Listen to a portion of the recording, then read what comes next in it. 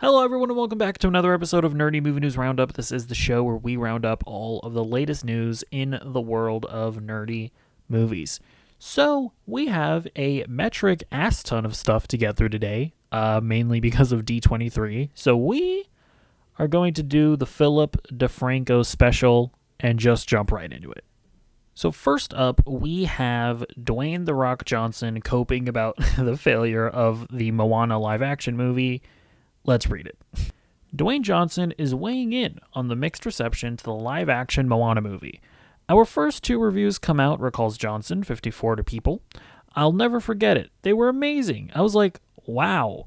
Then it went another way, he adds with a cope laugh, as sometimes happens. That's just the way it goes because we're in this business, acknowledges Johnson. He and wife Laura Hashian had a lot of these conversations at home at the kitchen island late at night when the babies are asleep.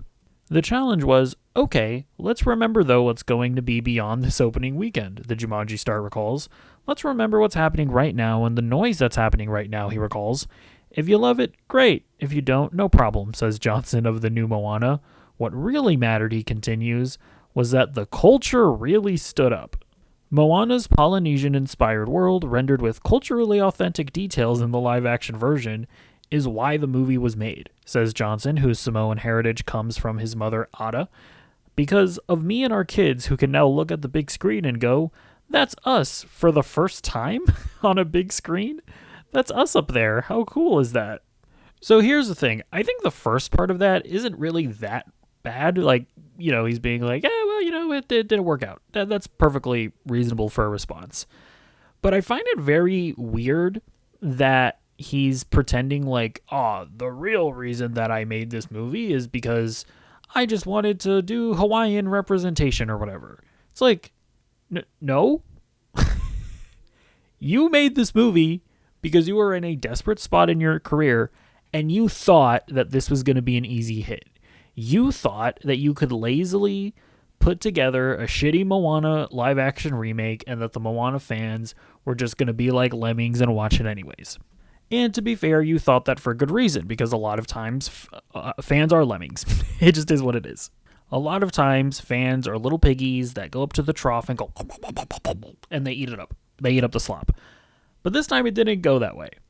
Because it's like, if this really was an example of The Rock trying to do something for like Hispanic representation, you would think that he would have, and the creative teams and the directors and Disney themselves would have made a much better movie. Like, okay, I should be fair. I have not seen it, but just judging by the trailers, judging by the responses, this movie doesn't feel tangible at all. It doesn't feel like they actually went out to Hawaii and like filmed in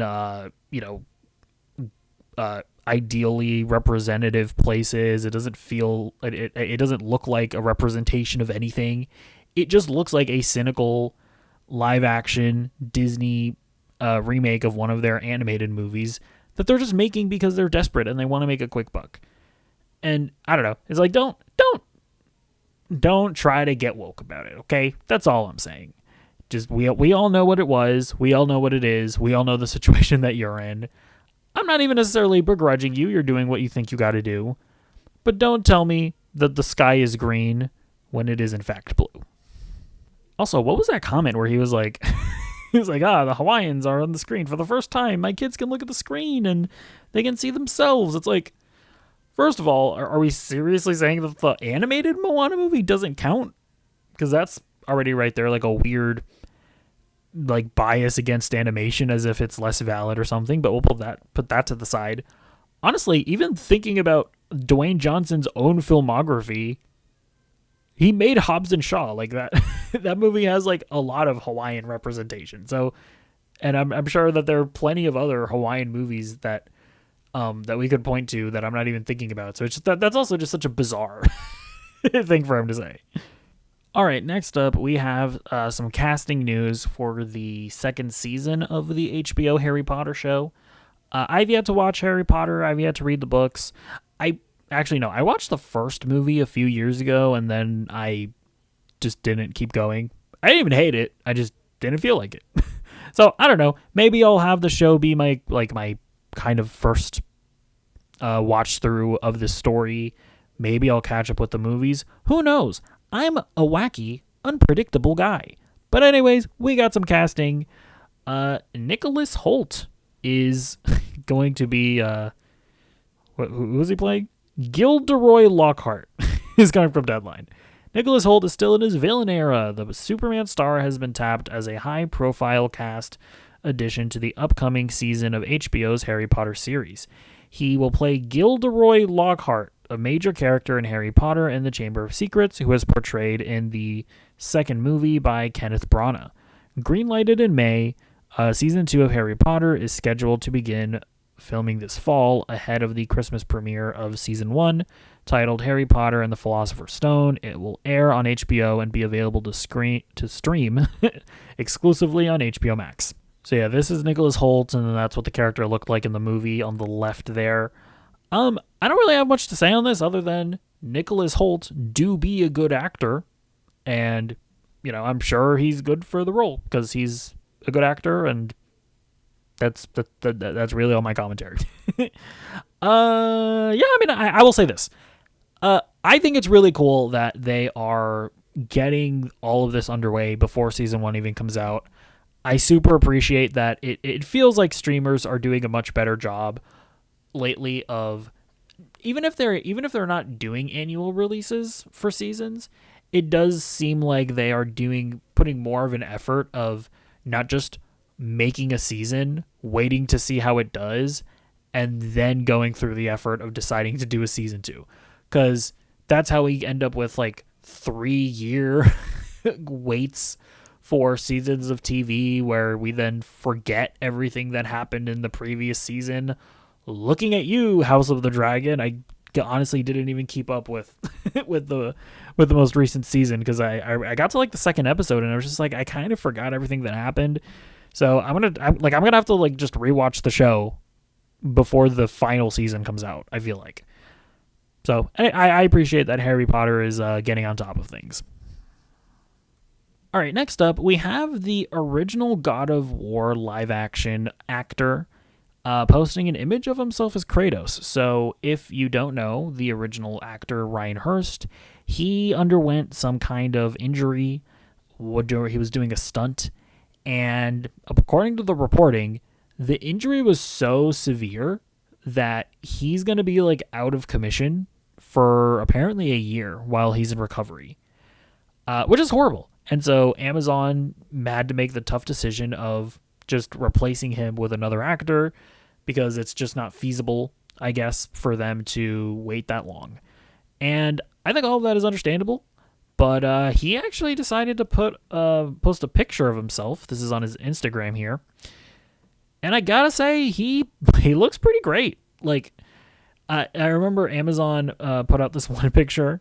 Yeah, Amazon released this as their first look image, and it's just terrible. It's Kratos is supposed to be this super stoic, manly, masculine guy, and your first image of him is crouching with his hands on his knees, with his mouth kind of agape. He looks like he kind of has a little belly. So yeah, I do think that Ryan probably was you know what? I refuse to have that be the lasting memory of what I was going to do with the Kratos character. And I think he decided to release a more badass picture of himself, and I think it's perfectly valid. I also think it's perfectly valid, it seems for Amazon to recast him. I don't think that they're screwing him over necessarily. At least from what the reporting is saying, it doesn't seem like that's the case. So yeah, it's just such a sucky situation all around.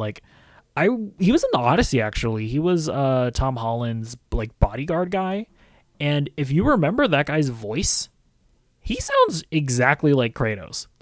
The voice would have been perfect. I know they're talking with Dave Bautista, and I don't really know that Dave Bautista is able to have that register and that timbre of voice that Ryan Hurst has. So, I'm sure Dave Bautista could do a decent job, but I'm actually not sure that he's going to be able to do what Ryan Hurst seems to be able to do just naturally. But we will see how it all goes. All right, next up, Paramount CEO David Ellison is being a big old baby, and he's throwing a big old temper tantrum. And this is actually starting to get pretty serious. I mean, it already has been pretty serious, but now we're really kind of in the end game of, I feel like, where this might end up going. Ellison told Paramount senior execs last week that he will relocate Paramount's operations outside of the state of California if the deal doesn't close by September 30th, sources confirmed to Variety. The final hurdle to closing the Paramount WBD merger is the state's antitrust case. Therefore, if Bonta does not agree to negotiate a settlement in the case by then, the company will begin the process of exiting California starting October 1st. Ellison told his team the Paramount Skydance board has approved the move. The reason Ellison gave to his senior leadership team for the relocation out of California was that Paramount will need to cut costs by moving to a state with lower taxes and other more business-friendly policies once the ticking fee payable to Warner Brothers Discovery shareholders kicks in starting October 1st. On that date, Paramount will begin accruing fees owed to Warner Brothers Discovery shareholders of $7 million per day until the deal closes. The trial in the AG's lawsuit is scheduled to start March 2nd, 2027, roughly 5 months after that, so Paramount would be on the hook to pay around $1.2 billion to Warner Brothers shareholders by the time the trial is scheduled to conclude. In a sign of how sudden this decision is, Paramount hasn't yet decided where its new home might be. The company is considering destinations including Georgia, Texas, and Tennessee. Paramount executives at the August 5th meeting included Paramount studio bosses Dana Goldberg and Josh Greenstein and CBS and TV media chair George Cheeks. A company insider confirmed. I mean, this is just so absurd for a few reasons. I mean, first of all, David Ellison basically just told all of his California employees that you mean literally nothing to him and that he will absolutely use you as a hostage in a hostage negotiation. So I'm sure all of those guys feel great about their boss right now. Secondly, you made the agreement to pay the ticking fee, which, if you don't know what all of that means, basically when Paramount bought Warner Brothers, they told Warner Brothers, hey, if we don't have this deal done by October 1st, then we will pay you $7 million a day. You made that agreement. You made that deal. Turns out he can't even afford it. He can't even afford the deal that he made. So in order to be able to afford it, he's going to have to completely uproot his studio, completely uproot the lives and the families of his employees because his dumbass made a deal that he couldn't actually abide by. It's just complete and utter ridiculousness. And it doth seemeth like it's not even going to work. So Rob Bonta, the Attorney General, he said, in a span of weeks, Paramount agreed to halt the merger until a court decision or until June 2027, asked for a November trial, and is now back with another attempt to blackmail the state into letting an illegal deal through. Paramount has lost the plot as it continues to lose in court. It didn't work the first time on the eve of our July lawsuit, and it won't work this time. So yeah, it seems like the states that are suing them are not going to back down because of this. And it's going to be really interesting to see if David Ellison actually follows through with moving out of California, trying to, establish Paramount in a state where, like, let's be real, probably just doesn't have the infrastructure, doesn't have the talent that California has. I genuinely don't know. I feel like this whole thing is just a complete and utter disaster. But we'll see how it all ends up. All right, next up, later in the show, we're going to have some more definitive X-Men casting news, but for now, we have a rumor. So, it says here, Dafne Keen is reportedly in talks to reprise her role as Laura/X-23 in Marvel's upcoming X-Men reboot. If the report pans out, Keen could make the jump from the old Fox universe into Marvel Studios' new generation of mutants after her awesome return in Deadpool and Wolverine. According to My Time to Shine on X, Keen is in talks to play X-23 again in the MCU's X-Men. So yeah, this is definitely an interesting situation because the real question here is what is going to be the MCU's move after Secret Wars? Because they really do have the potential to do some fun stuff. Like, I think that they could bring back Dafne Keen as X-23. I think they could handle it similarly to how James Gunn is handling the DCU, where this isn't probably going to be the same exact X-23 that was in Logan, in the same way that Peacemaker in the DCU is not necessarily the exact same Peacemaker that appeared in, the Suicide Squad alongside Margot Robbie's Harley Quinn, who almost certainly isn't going to show up in the DCU. So, like, those are two different universes, but they're just played by the same actor and they have very similar histories. And it does feel like that is going to be a thing that Marvel is going to be playing around with. Like, I'll be very curious to see, like, do they maybe recast Steve Rogers post Secret Wars? Do they recast Iron Man so that we can get fresh new Captain America and Iron Man movies? It's going to be really curious to see, but it's definitely interesting that Dafne Keen is in talks, and I think she would honestly fit right in with the established X-Men cast, which we will get to later in the show. But let me know what you think. Do you want to see her back? Do you think Marvel would bring her back? Let me know what you think. All right, next up, it is no secret that DC Studios seems to be in some kind of disarray, and we now have a report talking about shows that have reportedly been canceled. The Inkler reported that Waller and Paradise Lost are no longer moving forward at DC Studios. Additionally, shows centered around Batman villains Catwoman and Poison Ivy were recently pitched to DC Studios and HBO, but they passed on both. So yeah, the cancellation of Waller and Paradise Lost definitely makes you wonder, like, is this an indication that DC Studios is maybe going to try to focus more on some of these core projects like a Batman or a Wonder Woman? Is it just more of a coincidence that, they maybe aren't abandoning some of these more side character projects because we are getting that Jimmy Olsen show, and it's just more of a coincidence that these two projects, which fans were kind of not super pleased existed instead of Batman and Wonder Woman. Maybe it's just a coincidence that these got canceled and that we are still going to get more of these types of projects. I don't really know. Personally, I don't view it that way. Like, fans view, like, the Jimmy Olsen show, for example, as us getting that instead of a new Batman movie or instead of a new Wonder Woman movie. And the reality is that if we're taking the Jimmy Olsen show just as an example, it's like, well, no, the American Vandal guys were never hired to make a Wonder Woman or a Batman movie.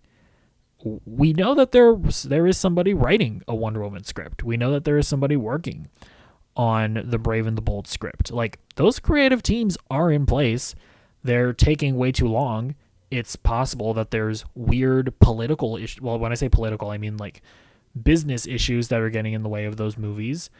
We talked last week about how there's literally a clause in the contract that Warner Brothers can't make big decisions with their IPs unless Paramount approves of it because of the merger happening. So it's entirely possible that James Gunn literally can't make a Batman or a Wonder Woman movie.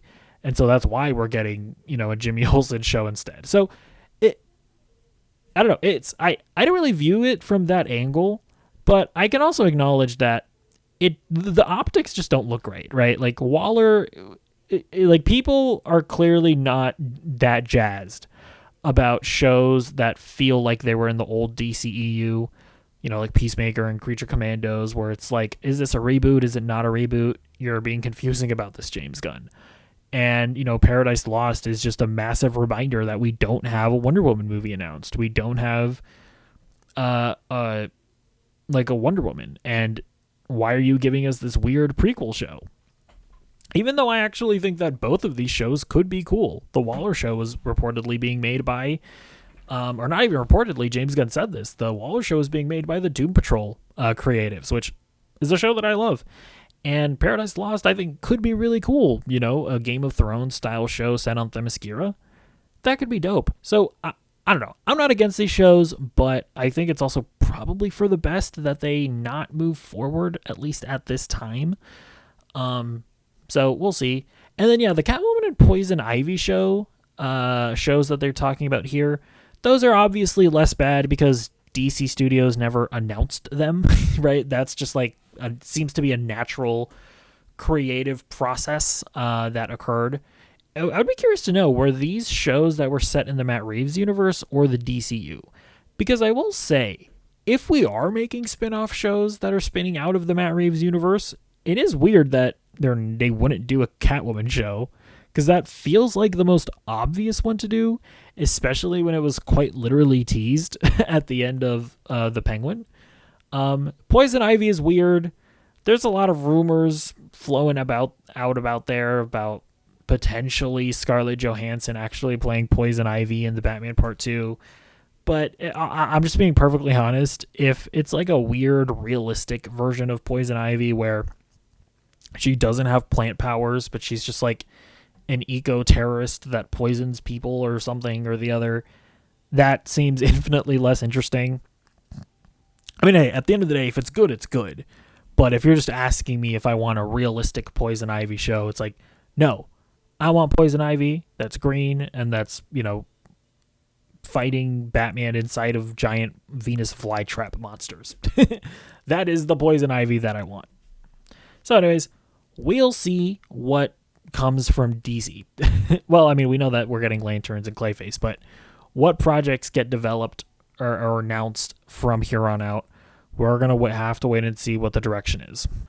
All right, next up, as we all know, Supergirl was a complete and utter disaster, and now we have the final cherry on top.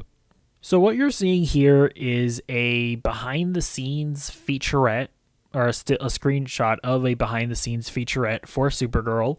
This was an official video that they put out on social media, and here we see Craig Gillespie caught in 8K high-definition resolution, 120 frames per second. He is caught using AI to show Jason Momoa what he could potentially look like as Lobo. Now, here's the thing. I'm not delusional, right? I'm not naive. I think that basically every major director, when you're making a big movie or even a small movie, I'm sure that a good amount of them, maybe even the majority, use AI generation in order to do their previs. That's just probably true. However, when we look at how bad Supergirl is, when we look at how bad it did at the box office, this is just the final middle finger that this movie is throwing at us. And, it does need to be acknowledged that this could have been an artist's job to make previs of what Jason Momoa would look like as Lobo for Craig Gillespie to show Jason Momoa. This is a person's job that does not exist because now we can have AI generation tools do it. And, the way that I come at this topic is I actually don't necessarily mind technology advancing and people losing jobs because of it. I think that that's just a natural way of life. I more so come at it from the position of the reason why I like art is because I want to see an expression of a human being. I want to be able to watch a movie and go, damn, that director had this to say. I want to be able to watch an action scene and go, wow, those human beings were actually able to do that. I want to see a big CGI, set piece and go, man, those CGI artists really worked hard. And yes, I want to be able to see the end result of a character design and go, man, the combination of the director and the previs artists and the actor and the costume department, human excellence came together to bring us this end product. All of that is a part of my enjoyment of movies. And I frankly think it's a little weird that so many people out there just like don't care about like humanity in the arts. I think that's just straight up weird. So look, do I think that Craig Gillespie is uniquely guilty of doing something like this? Absolutely not. Do I think, though, that it's perfectly fair for people to just call it out because this is an example that is known to us? Yeah, it is. I think it's okay for us to be on the side of humanity and humanity in the arts and point out that this is cringe and lame. That's it. I'm not, delusional. I don't think we're going to be able to stop the advancement of AI, but are we going to laugh and point at you and say that this is hackneyed? And are we going to make it as uncomfortable as possible for you to use AI in your stuff? Absolutely we are. And we have that right. So get ready. All right, next up we have an interesting development in the world of influencers making movies. Because that is the meta, I guess. We are getting a Jeff the Killer movie directed by a TikToker. Well, actually, to be fair, we don't know who's going to be directing it, but she's going to be, producing it, I guess. Tangled, the creator-led studio, and filmmaker Savannah Moss are partnering together to adapt a feature film based on Jeff the Killer, the Rap has exclusively learned. Jeff the Killer started as an online creepypasta, continuing the trend of studios adapting online horror stories into movies in the wake of A24's success with Backrooms. Jeff the Killer was first introduced to the internet in 2008, though the lore around him has shifted and evolved over the years. The character is a 13-year-old serial killer who started a killing spree after his face was disfigured by bullies. He's most commonly represented by a picture of a heavily edited person with a white face, boring black eyes, and exposed red gums.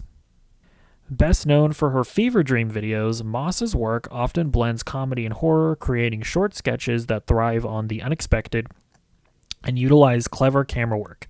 She also wrote, co-directed, and starred in the short film Funny Bunny.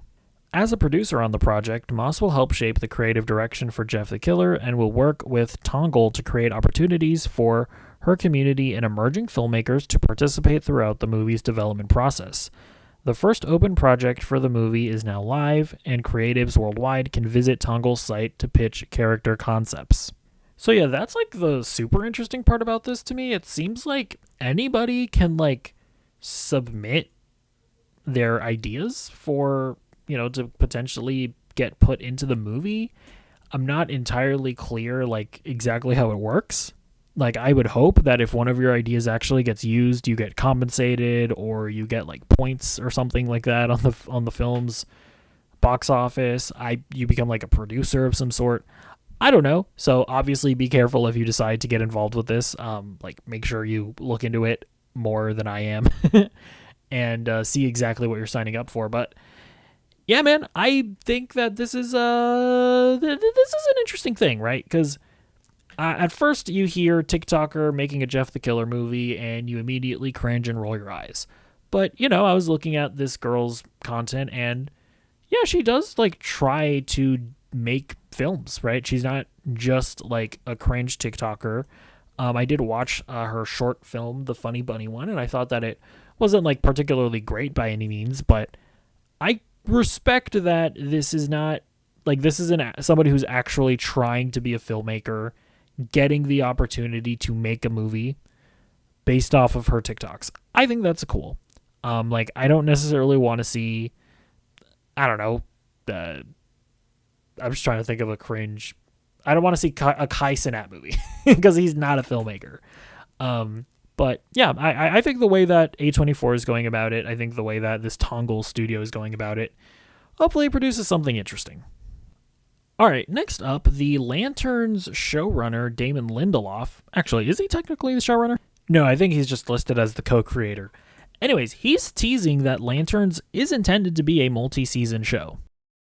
We've already kind of heard some rumblings about maybe a season 2. I don't know if you could give us an update, but what is your overall plan? What do you foresee for Lanterns on television? We came into this with the sort of attitude that this was a mystery with a beginning, middle, and end. We had a story to tell about characters that we really cared about, and we would want the audience to kind of get to know them over the course of the first season and really invest in them. And then that story ended. But of course, if it's successful and people love it, there's a lot of runway to launch into future seasons. So I'm working on a new HBO show that I started right when we finished writing Lanterns, but I think Chris Mundy, it's been reported, has already started a new writer's room figuring out what new stories could be for Lanterns. Is there anyone previously that you've worked with that you would love to see pop into the show? Oh, acting-wise? Yeah. Oh my God. Anyone and everyone. I worked with a great actor, Yahya Abdul-Mateen III, who would be great. He was in the old version of the DCU. He was in played the bad guy in the Aquaman movies. And I'd see Regina or Justin Theroux or Carrie Coon in any DCU project. Excellent list. Sorry, I forgot to unmute myself. Yeah, listen, I think that this is all very appreciative. I appreciate all of this because it's been very annoying when, one of these, Marvel / DC shows, they come out, they're successful, people like them, and then it's just oh, is there going to be another season, though? And then it's even if there is, it'll take, 2 or 3 years, and then it's That's just, unsatisfying. Even if, Lanterns doesn't get picked up for a second season, it's yes, start writing the second season. Get ready so that you can get in production on it in a reasonable amount of time. Sign on your actors for multiple season deals, even if it doesn't end up happening. So yeah, I think this is cool. I think Lanterns looks great. I saw the first 5 minutes that they posted on YouTube, and I don't want to overhype the show or get too excited just because of the first 5 minutes, but those first 5 minutes were really good. If you haven't seen it, I highly recommend checking it out, or I guess just wait until the show comes out tomorrow. But yeah, I'm definitely optimistic about it. It'll be curious to see at the end of the day, what kind of viewership does a Green Lantern show command at the end of the day, even if it is a HBO Sunday night series. Is that going to carry over the same kind of audience that will watch, a Game of Thrones or a Task, right? This is obviously going for that True Detective type feel. Will your dad, who watches Task and Mayor of Easttown or whatever, will he also watch Lanterns? Because it's trying to go for him? I don't know. It'll be interesting to see. Because I do think that the Penguin managed to make that jump, but I do wonder if the sci-fi elements of Lanterns will ultimately keep it away. All right, next up, it looks like Nathan Fillion is kind of becoming the next Frank Grillo, who was in the first 2 or 3 DCU projects. He's just showing up in everything right now as Guy Gardner. We know that he showed up in Superman. He showed up in Peacemaker season 2. He's going to show up in Lanterns, and now he's also going to show up in the Mr. Miracle animated series. After debuting as the bull-headed Green Lantern known as Guy Gardner in the live-action Superman movie, followed by appearances in Peacemaker Season 2 and now Lanterns, the star will once again reprise the part for the animated Mr. Miracle series, showrunner Tom King confirms to Entertainment Weekly. During an interview about the Green Lantern TV series, while on the topic of Fillion's Guy Gardner, King tells EW, "We brought Nathan into Mr. Miracle's show, and doing that, it's just so wonderful.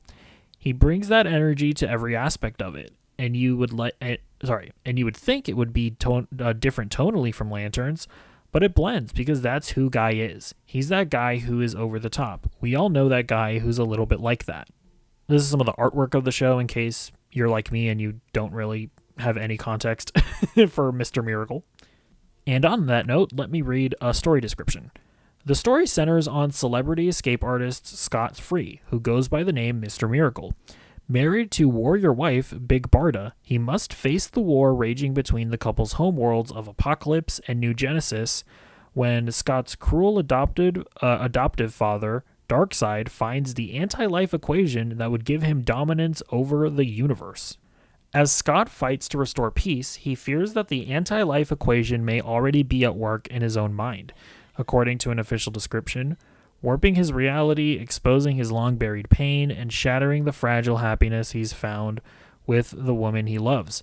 And so begins the odyssey of Scott-free Mr. Miracle, a harrowing, hilarious, heart-wrenching journey across the pitfalls of the ordinary and extraordinary as the Son of God, raised by the devil, tries to save his family, his world, and maybe even himself. So yeah, Mr. Miracle stands. Let me know exactly if I'm wrong about something in the comments down below, but what I'm getting from that is that Mr. Miracle and Big Barda are not Earth-based characters. They are aliens, I guess, that are kind of involved with whatever planet like Darkseid comes from. Again, this is obviously like very different from the DCEU, because whereas the DCEU was setting up Darkseid to be like their Thanos when Zack Snyder was doing his thing, it seems like James Gunn is just going to introduce this guy in an animated series. Because remember, this animated series takes place within the DCU. And James Gunn has said that his universe is not necessarily going to have a Thanos type character and lead up to a big, Infinity War and Endgame style event. So I guess this isn't a big surprise, but still, for a character like Darkseid, it is very interesting that they're choosing to introduce him in an animated series. But I mean, I guess it's really not that surprising, because they introduced Clayface in an animated series. They introduced him in Creature Commandos, and now he's just getting his own movie. So yeah, this is just what the kind of wacky stuff that James Gunn is deciding to do, and we are indeed in the middle of figuring out if it's going to work out or not. But as far as Guy Gardner being in it, yeah, I mean, I think that makes sense. If he is a Green Lantern, if he does go off into space and do Green Lantern stuff, it is obviously reasonable that he would show up in this show. But yeah, I truly just don't have any context for this character. But the interesting thing about the show is that Tom King, who wrote a comic book version that this show is going to be based off of, he's actually showrunning the show. Because Supergirl just came out, and that was also based off of a Tom King comic book, but he wasn't like a director on it. He wasn't a writer on it, I don't believe. It was Craig Gillespie and Anna Noguera. He directed it. She wrote it. This Mr. Miracle show is going to be just completely run by Tom King. So I'm hoping for the best, because his previous comic book adaptation that they tried to do was a massive failure, both financially and just in terms of the quality of the product itself. So we'll see. Let me know what you think in the comments down below. All right, next up, we have D23. So, yeah, I have a bunch of discussing film tweets from everything that they did at the panel. So we're just going to go through it all. So starting up here, we have Incredibles 3. We have some concept art for it. We got Mr. Incredible holding up a ball. It looks like he's in a blue suit, similar to, I believe, if I remember correctly, the original costume that he had in like the flashback scenes from The Incredibles. And then they did also confirm that it will be in theaters in June 2028. I guess they also talked about how Bob feels like he is washed in The Incredibles 3, so I guess we're going to see like him feeling like he doesn't got it anymore. He can't do it anymore. And then this is also apparently the villain, what he's going to look like. Yeah, I still need to watch The Incredibles 2, actually. I never got around to watching that movie. I know it's gotten like mixed reception. I know a few people that really enjoy it. I know a few people that really don't enjoy it. So I will definitely have to check it out at some point and make up my own mind, okay? Develop the definitive opinion, which is mine. Not really. All right, next up, we have some concept art for Coco 2. This is going to be in theaters in 2029. They did not give a month. And my boy Miguel, looking a little drippy. We still have that weird-ass dog. Yeah, Coco is not really a movie that I needed a sequel for, but I'll definitely be open to it. I love Coco. It's up there as far as, like, the movies that have made me the most emotional. Like that scene where Miguel is singing to his abuela, I guess Mama Coco, at the end of that movie, like that, that scene actually like destroys me. I remember when I first watched it, it was like in a theater, or no, I think I first watched it at a friend's house, or I can't remember if I was rewatching it at a friend's house. Either way, I was around a bunch of people, and I couldn't cry, but it was only because of my toxic masculinity or whatever.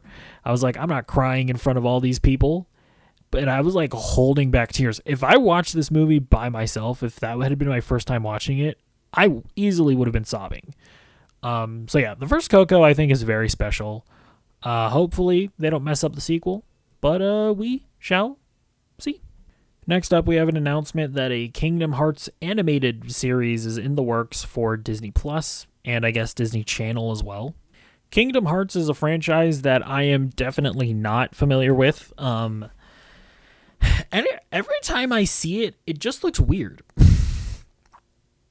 It's like one of the few distinct memories about it that I have is like Winnie the Pooh dying and like his soul coming out of his body and floating through the roof of like his house. And there's just like a weird anime character being like, Winnie, no, or something like that. And then you have like Mickey Mouse and Goofy hanging out with Final Fantasy characters. It just seems a little too bizarre for me. I don't know. But, maybe I'll watch the show when it comes out and see if it wins me over. But probably not. But we'll see. Let me know what you think about Kingdom Hearts if you're a fan. Pixar also revealed a new original film called Ghost Market. So it says here that it is a supernatural thriller that follows a young boy who enters a hidden market and happens to be the crossroad of the living and dead. And they do have a little teaser here. I'm not going to play it because I don't want to get like copyright struck or whatever. And yeah, it's like a little kid. He's like, it seems like he's either streaming or recording a YouTube video or something. So this feels kind of modern actually. And he's like experiencing like wacky stuff. It seems like he sees himself as like some kind of ghost hunter or something. Definitely seems like a movie that has promise. It feels modern. It feels in tune with the youth. So I will be curious to see what this movie ends up being. They also talked about Lilo and Stitch 2. They showed off a character called Angel. I have no idea what this thing is. I know that I've definitely seen Lilo and Stitch, the original animated version, when I was a kid, but I don't really remember that much about it, to be honest with you, and I never watched the live action one, so I might have to go back and watch the original 2D animated one at some point. Although I heard kind of a ridiculous thing about the live action one, I guess spoilers for the end of that movie. Apparently the sister goes off to college and like abandons her little sister. Is that true? Because even though I don't remember that much about the original like 2D animated one, I distinctly remember the phrase like Kawana means family or something, and like the whole like theme of the movie is that it's about being together as a family, and it's basically a Fast and the Furious movie. And I just remember thinking it was hilarious that she like goes off to college or something and leaves her kid sister with some other family, I assume. I don't know. Maybe I'm misrepresenting the film, but I remember hearing that and thinking that it was very funny. But yeah, they're making a second one because the first one made $1 billion, and that's how things go. But yeah, let me know if you're excited for the character Angel.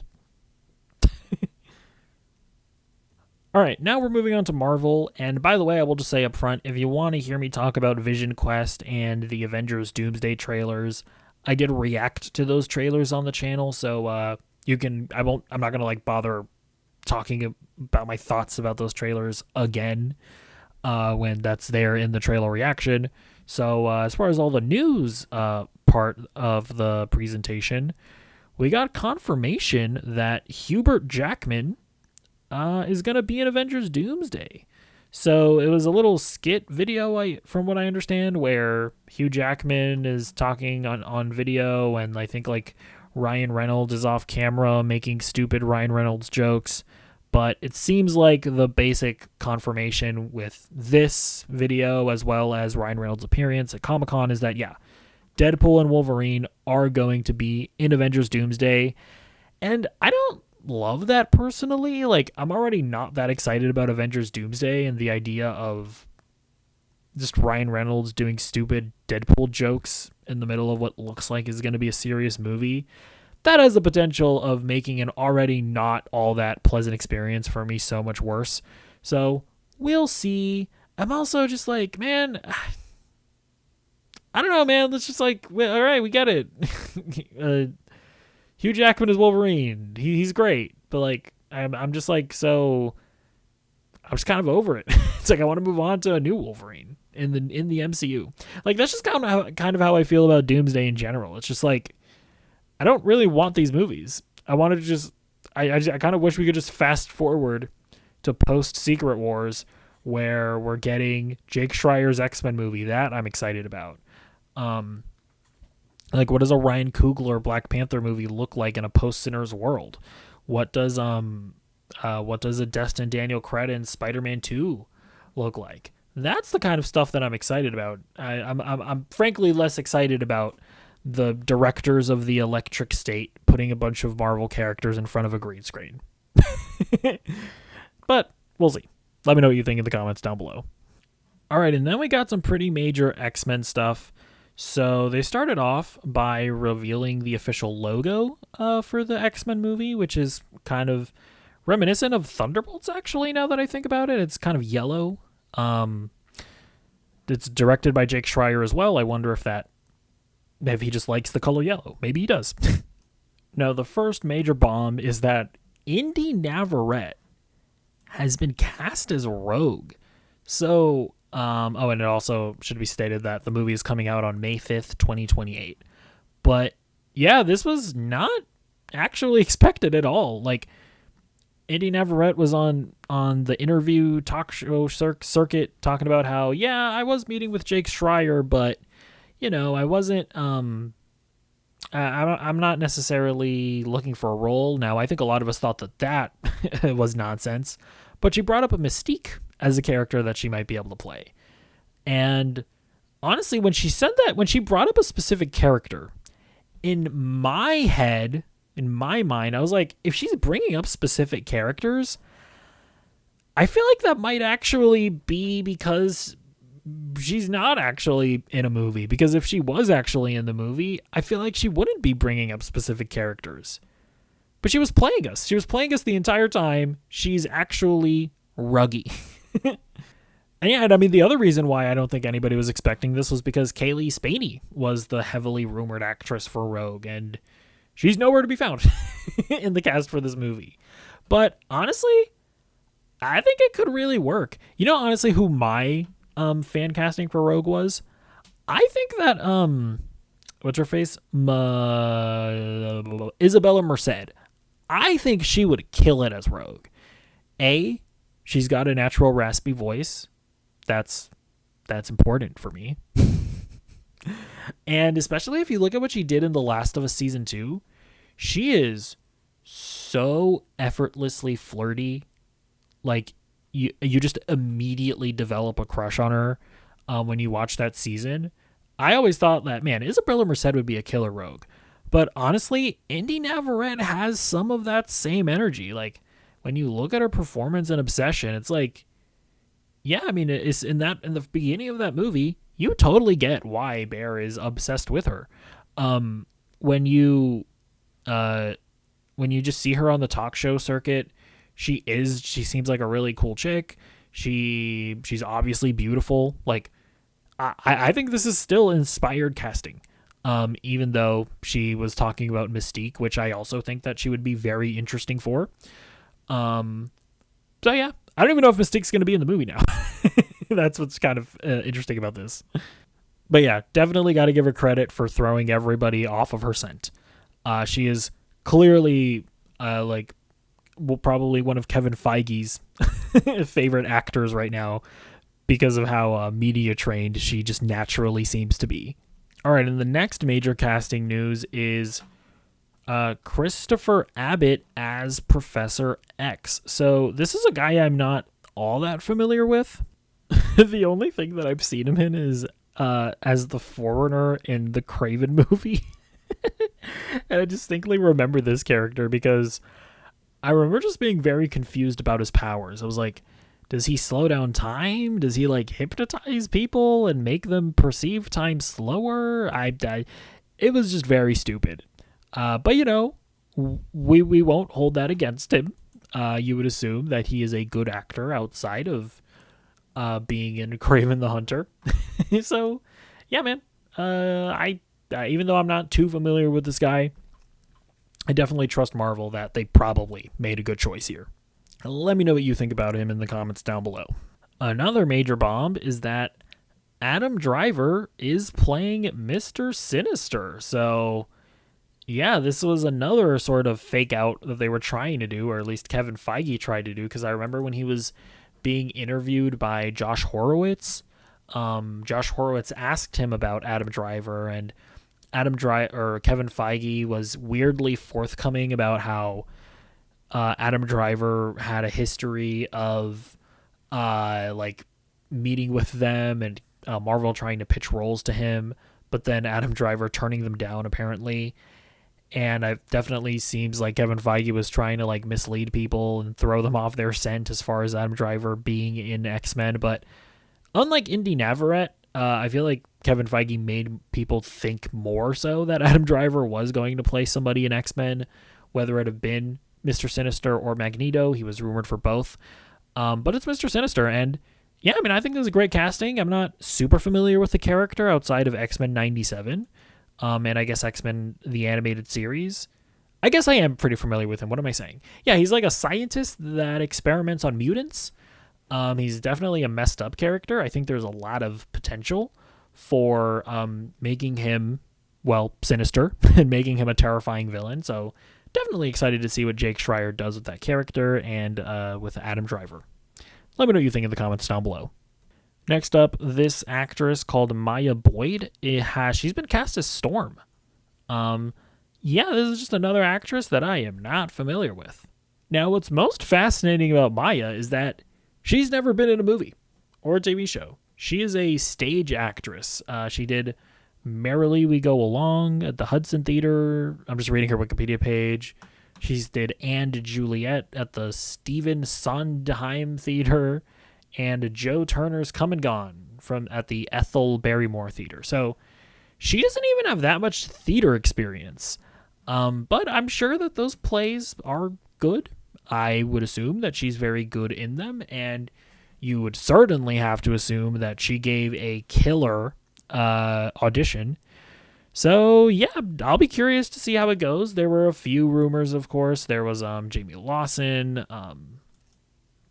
There was this other actress whose name I am forgetting. But yeah, could I see this person as Storm visually? Yeah, for sure. But yeah, and I'll be curious to see again what Jake Schreier manages to do with her. Hopefully they just give Storm and Cyclops, for that matter, like more meaty roles in this movie. That's definitely what I want to see. Hopefully to redeem these characters a bit, because I feel like they were done a little dirty in the Bryan Singer X-Men movies.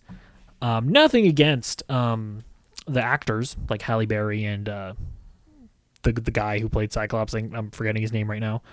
I thought they were good to decent, but I feel like these characters have so much potential, especially after watching X-Men 97. So definitely excited to see what Marvel Studios does with the X-Men. All right, now moving on to some more Disney animation, which, to be clear, is different from Pixar animation. We have this movie called Clay. The concept, it says here, is the film starring Kieran Culkin follows a terrible mentor who must look after a newborn ball of clay. It is in theaters November 2028. This looks kind of dumb and sounds boring, but we'll see. Maybe it'll be the best movie of all time. We have a bunch of Frozen 3 stuff. It looks like Olaf is going to find love, it says. Sure. We also have some concept art here. It says that the film will follow Anna and Elsa facing against an evil ice queen after she disturbs Anna's wedding. Yeah, Frozen, like Incredibles, is a franchise where I definitely need to watch the second movie at some point. I remember watching and enjoying the first one as a kid. Honestly, my sister wasn't nearly as obsessed with that one. We'll get into this a bit later, but I feel like she was way more of a Tangled fan growing up than a Frozen fan. But we definitely watched it and enjoyed it. So I feel like I honestly don't know what the reception of the second one is. I feel like I don't hear, I feel like I wasn't hearing it much in the cultural conversation. So I wonder if people like it or not. Who knows? I will give the definitive opinion whenever I get around to watching it. And then we also have our first looks at the live-action Tangled movie. They filmed this little promotional thing. I guess I'll play this. Let's see. To be missing D23 with you all, but we are busy filming in beautiful Spain. Oh, what movie are we filming? Tangled! Right, and since we can't be there in Anaheim right now, we thought we would bring It's Fine Now to you. We have been traveling throughout all of Spain, shooting some very real and very beautiful places. It's true! Monasteries, cathedrals, beautiful natural locations. Anyway, can't wait to share more with you in the coming months. Until then, goodbye, D23. We love you! Sorry, I always forget to unmute myself whenever I play a video. I think it's hilarious that we're bullying Disney now into actually trying when making these live action adaptations because the Moana movie flopped. It's like they're like, guys, we're trying. Look, we went to real locations and stuff. We're filming real things. We swear, we promise. But honestly, Tangled is one of those movies that for whatever reason, I don't have much of an issue with them making a live action version of it. Whenever they talk about doing a live action version of a Disney animated movie, I just get this inherent cynicism about it. But for whatever reason, I just feel like Tangled works for live action. I'm not entirely sure why. And, they have Catherine Hahn as Mother Gozel or whatever her name is. I think that's awesome casting. They have the girl that's playing Rapunzel is a Raven from the Teen Titans show. So that's, neither a positive or a negative. I'm not familiar with the guy that they cast as Flynn Rider. But I will say, I was overhearing my sister and her friend. I overheard them literally talking or looking at pictures of the actor and the set photos and talking about how they hated him. And I don't understand why. I couldn't really understand why, but they really were not into this guy playing Flynn Rider. So frankly, I'm kind of rooting for him now. He's a bit of an underdog in my, in my circle of people. And you know what? I hope he proves them wrong, frankly. We'll see how that movie goes. Let me know what you think in the comments down below. All right, moving on to Star Wars Starfighter. We have a logo for the film. This is the logo. I'll put it in full screen. It looks like a Star Wars thing, I suppose. And then we also have a bit of a synopsis here.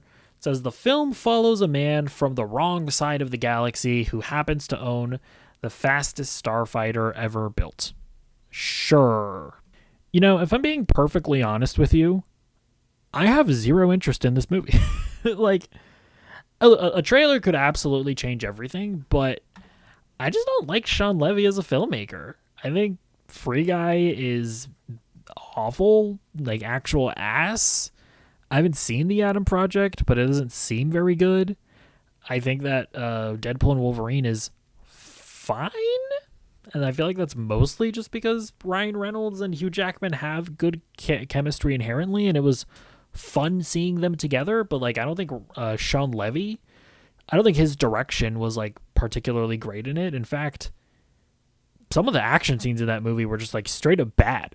So I don't know. It's just I don't really understand people's hype for this. Do people really think that the Free Guy director is going to like make an amazing Star Wars film that revitalizes the franchise. I hope so. But yeah, I don't know. I'm going to have to remain cynical on this one until we get a trailer. So, although I will say they did show a trailer at D23 that they did not release to the public. And from what I understand, people did think it looked good. So take that for what you will. All right, next up, I've decided to bring back a segment called What I've Been Watching, where I talk about some of the stuff that I've been watching throughout the week that I feel like talking about. So first up, we got Reacher Season 4. I watched the first 3 episodes, and this show is still a lot of fun. I will say it is definitely... It's certainly getting to a point. It's not there yet, but it's kind of... I could see it getting to a point where I'm like, all right, this is just kind of the same thing every season. Because, you know, it's the same thing every season. Reacher, he's a drifter, he's a loner. He happens to, you know, accidentally get involved with someone, and he happens to accidentally get involved in a situation that draws him into into like some like awful situation that's happening.